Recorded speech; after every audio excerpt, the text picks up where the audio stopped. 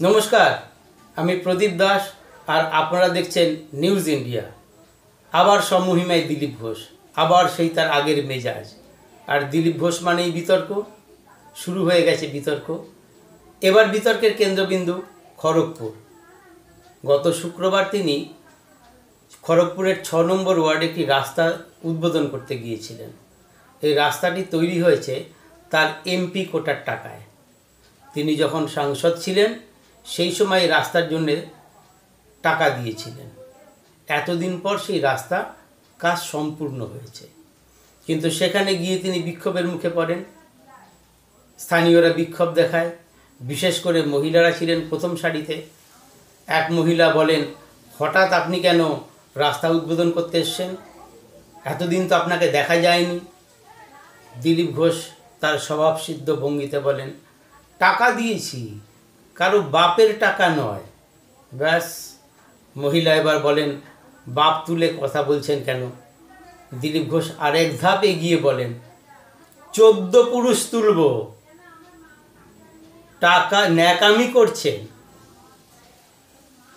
টাকা দিয়েছি, ভিখারি পার্টি নই। বেশি চেঁচালে গলা টিপে দেব। ব্যাস, শুরু হয়ে গেল বিতর্ক। তৃণমূল মাঠে নেমে পড়েছে। তারা বলছে দিলীপ ঘোষকে ক্ষমা চাইতে হবে, না হলে যেখানেই তিনি যাবেন সেখানেই তাকে বিক্ষোভ দেখানো হবে। কিন্তু দিলীপ ঘোষ আগে যেমন বলেছেন এবারও তেমনই।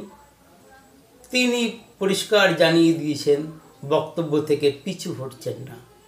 পরের দিন শনিবার খড়গপুরেই তার চা চক্রে দাঁড়িয়ে তিনি বলে দেন তিনি কোনো মেজাজ হারিয়ে কথা বলেননি। যা বলেছেন ঠিক বলেছেন। আর এই রকমের বেয়াদবি করলে সে যে পার্টিরই হোক না কেন, তাকে বাড়ি থেকে টেনে এনে রাস্তায় মারব, সে যত বড় নেতাই হোক। দিলীপ ঘোষ বলেন, তিনি কারো বাপের খান না, কারো জমিদারিতে পা দেন না। যদি রাজনীতি করতে হয় ভদ্রভাবে করুন, ন্যাকামি করবেন না। ছ্যাবলামি করলে সে যত বড় নেতাই হোক না কেন, কিভাবে তাকে সোজা করতে হয় তা বিজেপি জানে। আসলে এই হচ্ছে দিলীপ ঘোষ।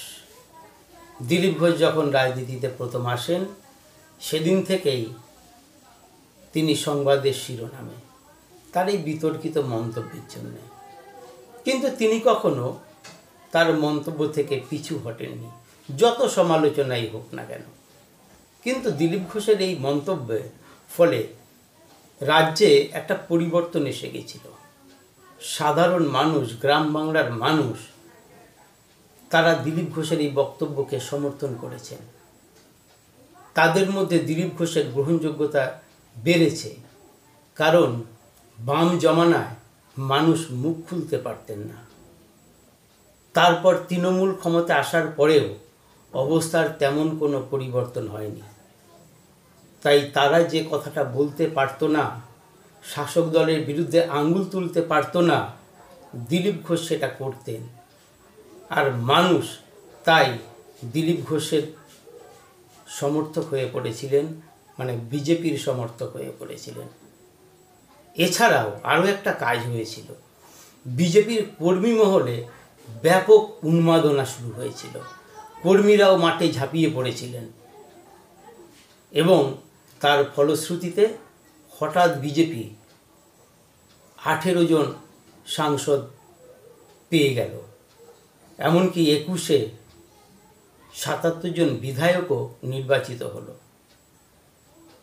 দিলীপ ঘোষের এই মন্তব্যের জন্য যেটা হতো সেটা বিতর্কিত হলেও সারাদিনই টিভিতে সেটা বাজত, সমালোচনা করেই সেটা দেখানো হতো।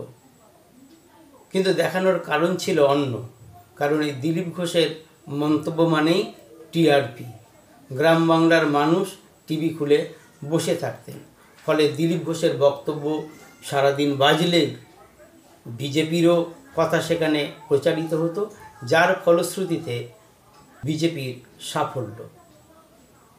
কিন্তু 21-এর পর দিলীপ ঘোষ হঠাৎ চুপ হয়ে যান। আসলে দিলীপ ঘোষের এই মন্তব্য অনেক সময় কেন্দ্রীয় নেতৃত্বকে বিড়ম্বনায় ফেলেছে। তারাও দিলীপ ঘোষকে অনেকবার সতর্ক করেছেন। 21-এ একটা ধারণা তৈরি হয়েছিল বিজেপি হয়তো এবার ক্ষমতায় আসবে, কিন্তু 77-এ গিয়েই বিজেপি থেমে গেছিল। হয়তো দিলীপবাবুর মনের ভেতরেও কোথাও একটা সন্দেহ দেখা দিয়েছিল, তার এই মন্তব্যের জন্যেই কি আশানুরূপ ফল হলো না। তিনি অনেকটা আত্মচিন্তন করেছেন, তাই তিনি চুপচাপ ছিলেন। কিন্তু কেন্দ্রীয় নেতৃত্ব হয়তো দেখেছে যে দিলীপ ঘোষের পর বিজেপির সংগঠন রাজ্যে সেভাবে বিস্তার লাভ করেনি, বরং আগের থেকে অনেক দুর্বল হয়েছে, মানে তার জনভিত্তি অনেক দুর্বল হয়েছে। গত নির্বাচনেও তারই প্রমাণ দেখা গেছে। তাই হয়তো কেন্দ্রীয় নেতৃত্ব তাকে আবার মাঠে নামার জন্য বলেছেন, আর তিনি মাঠে নেমে পড়েছেন। আর মাঠে নেমেই তার সেই আগের মেজাজে ফিরে এসেছেন। আসলে দিলীপ ঘোষ নাকি বরাবরই এই রকম। তিনি মূলত সংঘের একজন প্রচারক। সংঘ মানে আরএসএস। তো আরএসএসের ট্রেনিং ক্যাম্প হয়, সেই ট্রেনিং ক্যাম্পে দিলীপ ঘোষ দণ্ড অর্থাৎ লাঠি খেলা শেখাতেন, আর নিযুদ্ধ অর্থাৎ ক্যারাটে শেখাতেন। সেখানেও তিনি নাকি শিক্ষার্থীদের মধ্যে একটা উন্মাদনা তৈরি করতেন। সারাদিন তাদের ভেতরে একটা উত্তেজনা থাকতো, মানে এই করতে হবে, ওটা করতে হবে, কী শিখিয়েছে এটা নিয়েই তাদের ভেতরে চর্চা চলত। দিলীপ ঘোষ মনে করতেন এই উন্মাদনা তৈরি করে রাখলেই শিক্ষার্থীরা ভালোভাবে শিখতে পারবে। তিনি যখন আন্দামানে গিয়েছিলেন, মানে আন্দামানের প্রচারক ছিলেন, দীর্ঘদিন সেখানে কাজ করেছেন, সেখানেও তার এই ভোকাল টনিক কাজে লাগিয়ে তিনি আরএসএসের সংগঠনের বৃদ্ধি করেছিলেন। আর বিজেপিতে এসে তিনি সেই একই কাজ শুরু করেন। তার ভোকাল টনিকের জন্য বিজেপির কর্মীরা উৎসাহিত হয়, গ্রাম বাংলায় মানুষের মধ্যেও একটা আলোড়ন তৈরি হয়, যার ফলশ্রুতিতে বিজেপির 18 জন সাংসদ, 77 জন বিধায়ক। তাই হয়তো কেন্দ্রীয় নেতৃত্ব আবার দিলীপ ঘোষকে মাঠে নামার পরামর্শ দিয়েছেন। এখানে আরেকটা কথা বলে রাখি, দিলীপ ঘোষ যে এই সব কথা ভেবেচিন্তেই বলেন সেটা তিনি অনেকবারই বলেছেন। একদিন যাদবপুর বিশ্ববিদ্যালয়ের এক ফ্যাকাল্টির সঙ্গে তিনি আলোচনায় বসেছিলেন। তার তখন ওই গরুর দুধে সোনা পাওয়া যায়, বেয়াদবদের 7 হাত মাটির তলায় পুঁতে দেবেন, এইসব কথাবার্তা নিয়ে রোজই বিতর্ক তৈরি হচ্ছে। সেই অধ্যাপক বলেছিলেন, আচ্ছা দিলীপদা, আপনি কেন এরকম মন্তব্য করেন? দিলীপবাবু তখন উত্তর দিয়েছিলেন, আপনারা কলতলায় ঝগড়া করে এরকম একজন মহিলাকে রাজ্যের মুখ্যমন্ত্রী করেছেন, আর আমি যে মন্তব্য করি সেগুলো কি তার থেকেও খারাপ? আসলে দিলীপ ঘোষ যা বলেন বুঝে শুনেই বলেন। তিনি জানেন রাজনীতির ভাষাকে, তিনি নিজেই কথা বলেছেন। তিনি বলেন যে মেজাজটাই হলো আসল, মেজাজটাই হলো রাজা, তাই তার চলনে বলনে একটা অন্যরকম ভাব থাকে। সেই মেজাজ কেন্দ্রীয় নেতৃত্বের নির্দেশে হয়তো তাকে বলা হয়েছে জঙ্গলমহলটা দেখতে।